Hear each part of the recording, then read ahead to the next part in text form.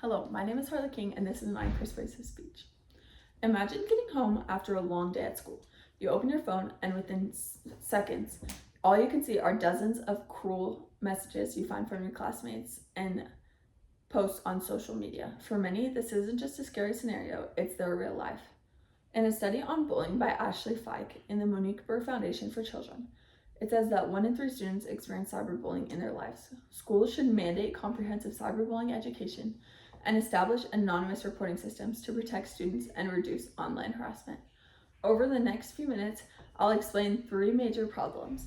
First, I'll discuss how cyberbullying is becoming more common. Next, I'll explain why many students are afraid to report it. And finally, I'll talk about how social media allows cyberbullying to happen 24/7. Then, to close my speech, I'll share a policy schools should adopt and finish by outlining what each of us can do to help. Now let's take a closer look at the problems that cyberbullying creates. Understanding these problems is important so we can solve them by knowing the full story. My first point is knowing that cyberbullying is becoming more and more common every single day. Technology has completely changed the way that we communicate with others. Most of us wake up, check our phone notifications before even getting out of bed. Throughout the day, teens are constantly texting friends, scrolling through Instagram, and watching TikToks. Technology allows us to stay connected with others instantly, which is a huge benefit, but it has also made bullying easier than ever. According to an article in the Centers for Disease Control and Prevention, written on October 28, 2024, 1 out of every 6 high school students reported being electronically bullied during the previous school year, which I think is crazy because according to that statistic, if there's 30 people in a classroom, at least 5 of them have been cyberbullied in the past year.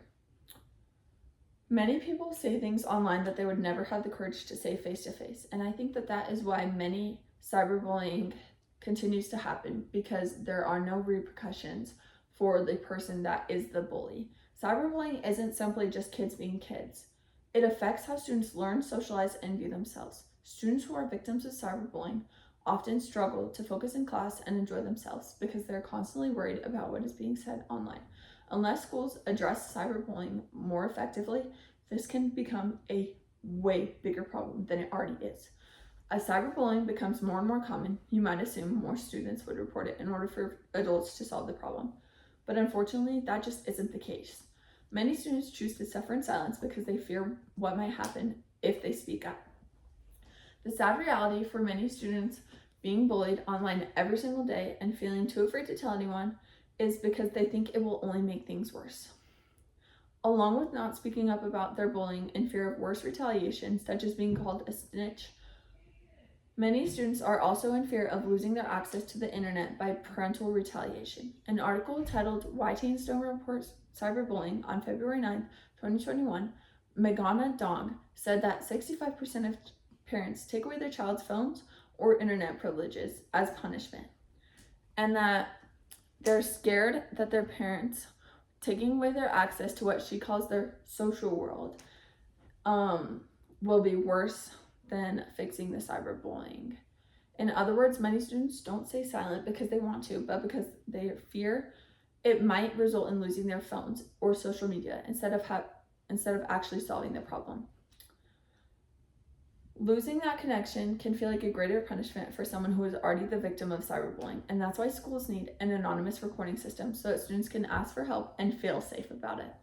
The harassment of cyberbullying continues long after school is over. That's because it doesn't only stay inside a classroom like regular bullying. It follows students everywhere they go, leading us to our third and final problem,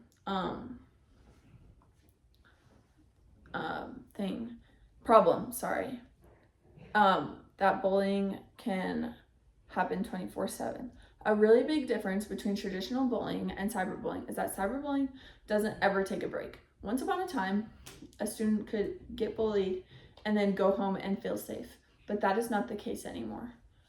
Now, students, even after the phone is turned off, the emotional damage of a hurtful message on their phone stays with them. Many students continue to think about hurtful comments long after reading them. Cyberbullying can negatively affect students' mental health. An article in UNESCO, written on November 6, 2024, said that the victims of bullying are twice likely to suffer from loneliness and suicidal thoughts, which is not good because we do not want our students having suicidal thoughts because of other students and because of a problem that we can fix. Which means I think that home should be a safer place to relax, and technology has not made that possible. It allows bullying to follow students into what should be a safe environment. Students often lose confidence, struggle academically, and avoid activities because they no longer feel safe, and it should not be like that.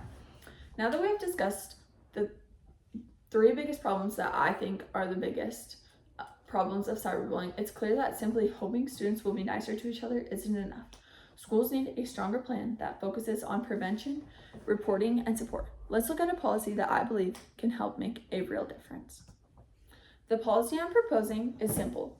Schools should require a yearly cyberbullying education program to create anonymous support reporting systems.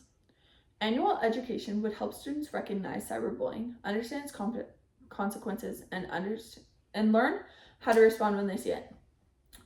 Anonymous reporting systems would allow students to report bullying without worrying about retaliation or losing access to their phones from their parents. Finally, schools should have consistent consequences for students who repeatedly cyberbully others, while also providing counseling and support for its victims. Together, these solutions would help create a safer environment in both school and online. School policies can only do so much, though, without the students' willingness to help. Every one of us has to take the opportunity to make a difference through the choices we make every day. That leads to my final point of this speech, which is what we can all do to help stop cyberbullying. If you witness cyberbullying, don't ignore it. Report it.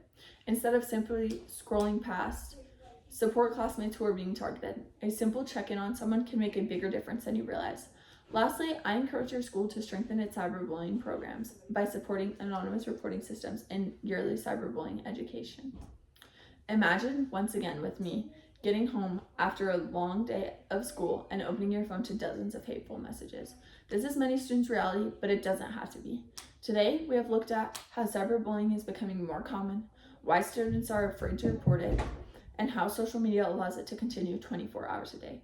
I also propose that schools should mandate comprehensive cyberbullying education and establish anonymous reporting systems to better protect students. The next time you witness cyberbullying, don't ignore it. Report it. Thank you.